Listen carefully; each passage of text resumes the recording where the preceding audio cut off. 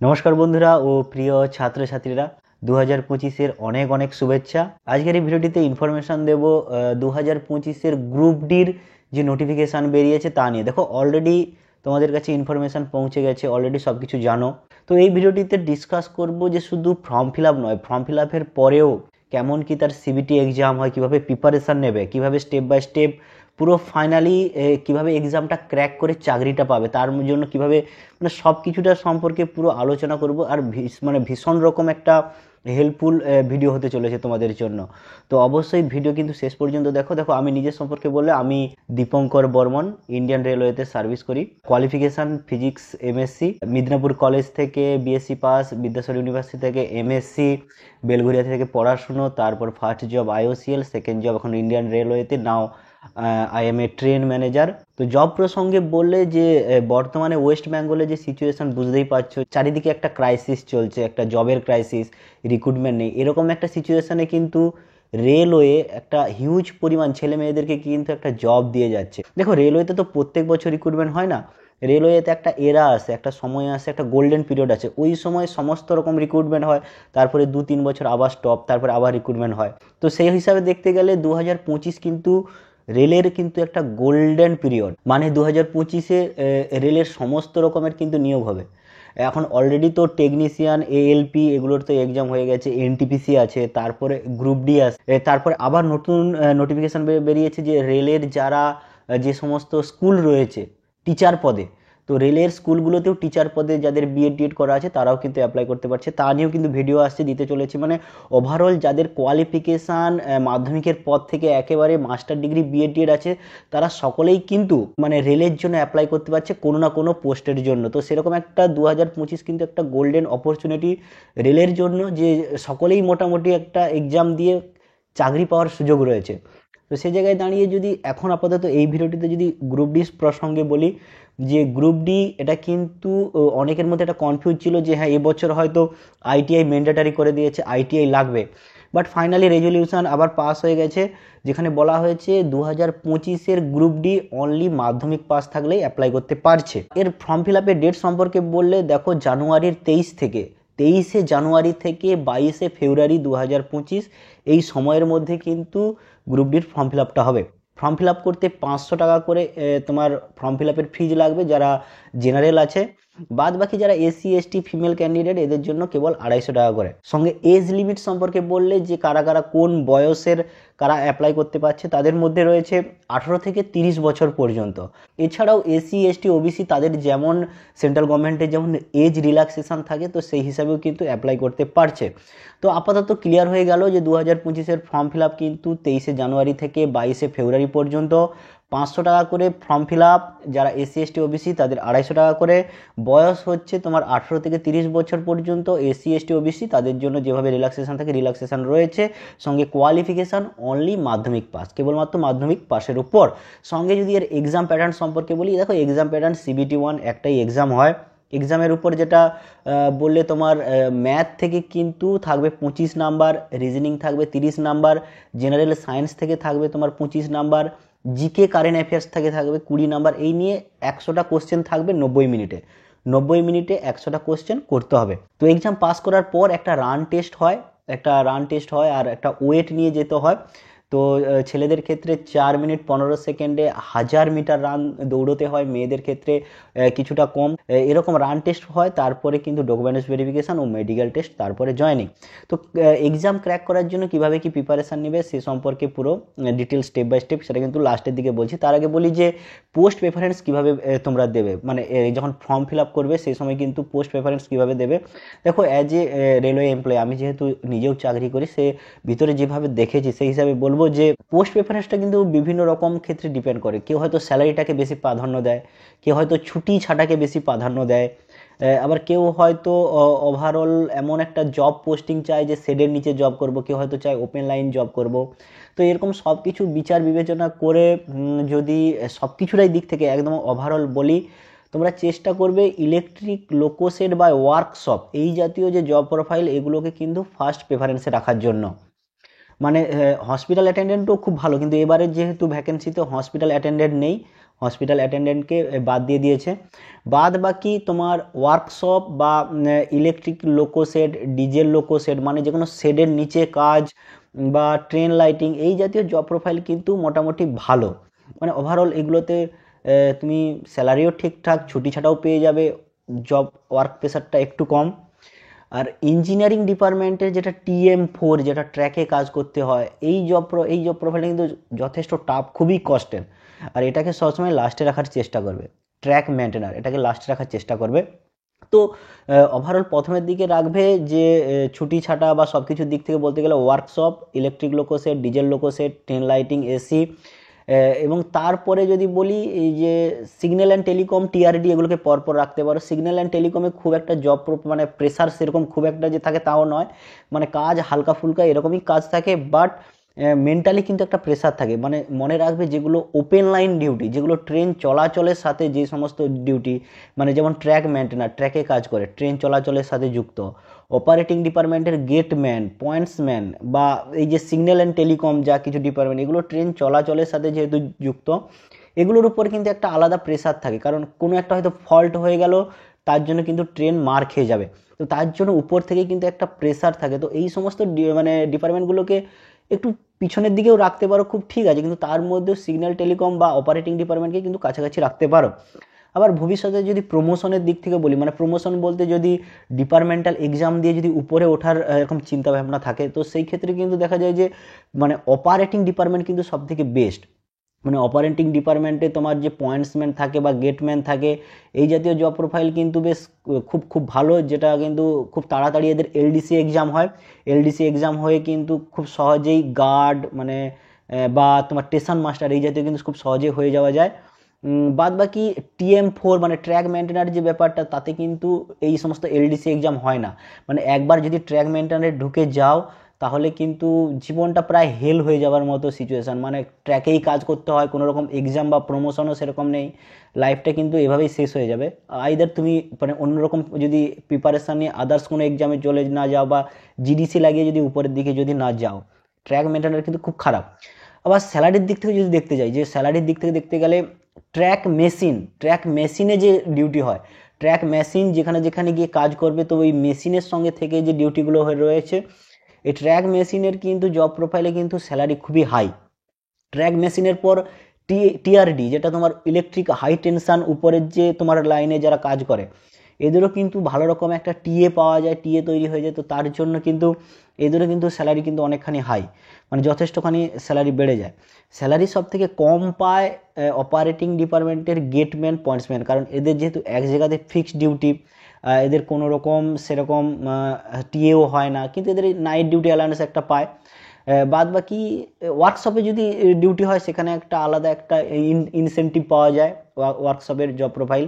কিন্তু ইলেকট্রিক লোকো সেট বা ডিজেল লোকো সেটে কোনো রকম ইনসেন্টিভ পাওয়া যায় না। কিন্তু ইলেকট্রিক লোকো সেট বা ডিজেল লোকো সেট এগুলোতে কিন্তু বা ছুটি ছাটা পাওয়া যায়। মানে এইটুকুনি মনে রাখবে, যেখানে একসঙ্গে অনেক স্টাফ অ্যাভেলেবল আছে, একসঙ্গে কাজ করা যায়, সেখানে কিন্তু ছুটি ছাটাটা পাওয়া যায়।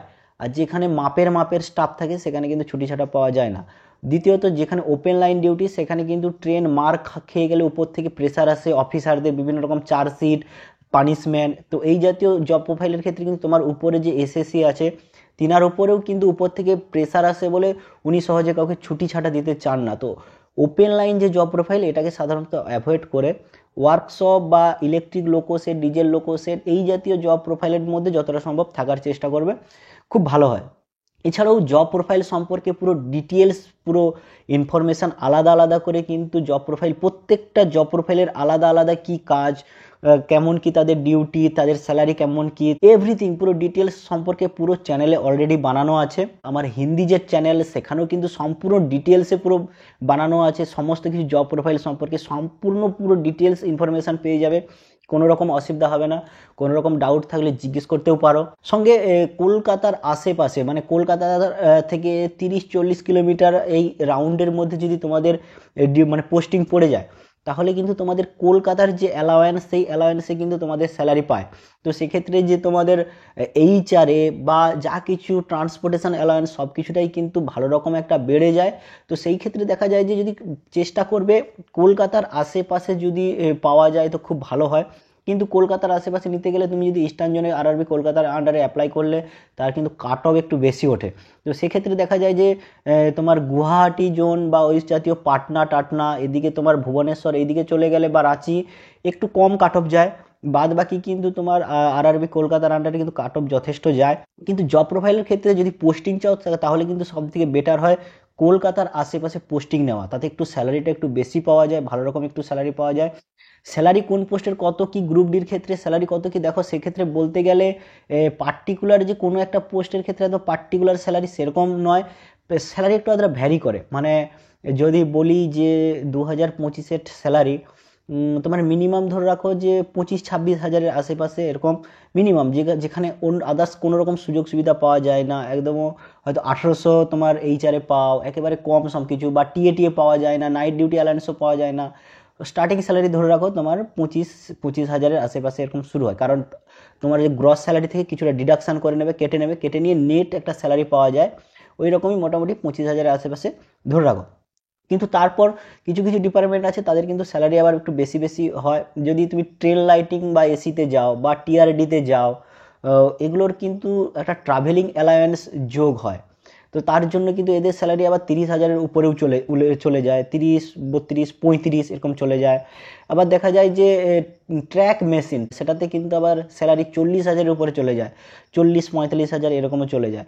তো স্যালারি স্ল্যাব হিসাবে বললে যে পুরো ডিটেলসে যদি চাও, অলরেডি ভিডিও বানানো আছে, সেটাও তোমরা পুরো চেক আউট করতে পারো, দেখে নিতে পারো। কোনো রকম কনফিউজ থাকলে, কোনো রকম ডাউট থাকলে অবশ্যই কমেন্টে জিজ্ঞেস করো, যদি সময় হয় আমি ইনফরমেশান প্রোভাইড করে দেবো। লাস্টে যেটা বলবো যে প্রিপারেশান নিয়ে, কীভাবে প্রিপারেশান নেবে, কীভাবে এক্সামটা ক্র্যাক করবে। অনেকে ভাবে যে শর্টকাটে এক্সাম ক্র্যাক করে দেবো, বা যেই জায়গাগুলো থেকে কোশ্চেন আছে কেবলমাত্র ওই জায়গাগুলোই বলে দেন, ওই জায়গাগুলো থেকেই জাস্ট পড়াশুনো করবো, এক্সাম লাগিয়ে বেরিয়ে যাবো, বাট তা হয় না। মানে যারা অলরেডি এর আগে এক্সাম দিয়েছে, বা অলরেডি আমরা যারা এক্সাম ক্র্যাক করে এই সমস্ত রেলে এসেছে, আমরা জানি যে রিয়েলিটিটা কি। কোশ্চেন এখনকার সিচুয়েশানে দেখো কম্পিটিশান অনেকখানি কিন্তু বেড়ে গেছে। ওই উপরে উপরে পড়াশুনো করেই যে এক্সাম ক্র্যাক হয়ে যাবে তা নয়। দেখো কাট অফের কাছাকাছি যাওয়া আর মানে কাট অফের থেকে বেশি নাম্বার এনে জয়েনিং লেটার পর্যন্ত মানে চাকরিটাকে পাওয়া, এই দুটোর মধ্যে কিন্তু অনেকখানি ডিফারেন্স আছে। দেখো অনেক স্টুডেন্ট আছে কাট অফের কাছাকাছি চলে যায়, বাট কাট অফের কাছাকাছি যাওয়া তো অনেক স্টুডেন্ট চলে যাচ্ছে, ওই দলে থেকে তো লাভ নেই, তোমাদের ওই দলের থেকে উপরে উঠতে হবে। তোমার প্রিপারেশানটা এমন হবে যাতে ওদের থেকে আরও একটু বেটার হয়। এমন কিছু কিছু কোশ্চেন আসবে যে কোশ্চেনগুলো ওরা পারবে না, বাট তোমাকে ওই কোশ্চেন করে আসতে হবে। সঙ্গে হাতে স্পিড রাখতে হবে, যাতে ওই কম সময়ের মধ্যে বেশি বেশি করে কোশ্চেন তোমরা অ্যাটেম্প করে আসো। তার জন্য পড়াশুনো করতে গিয়ে আমি ফার্স্ট বলবো কীভাবে তোমরা প্রিপারেশান নেবে। যারা নিউ কামার তাদেরকে অবশ্যই বলবো যে ফার্স্ট প্রিভিয়াস ইয়ারের কোশ্চেন আগে ট্রাই করো।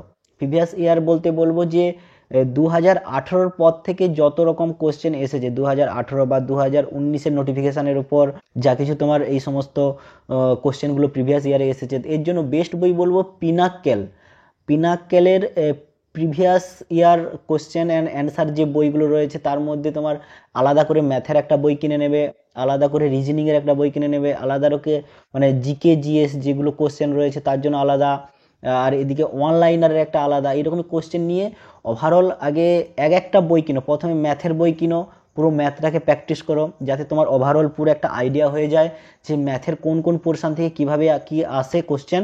আর সঙ্গে একটা ডায়েরি নাও, যে ডায়েরিতে বিভিন্ন রকম ম্যাথের যে শর্টকাট যে প্রসেসগুলো, বিভিন্ন রকম যে রুলস বা শর্টকাট যে ওইগুলোকে নোট করে রাখো। তোমার নিজের ডায়েরি থাকবে, যে ডায়েরিতে শর্টকাটে যা কিছু, নিজের ডায়েরি একটা বানাবে। ম্যাথটা পুরো কভার হয়ে গেল।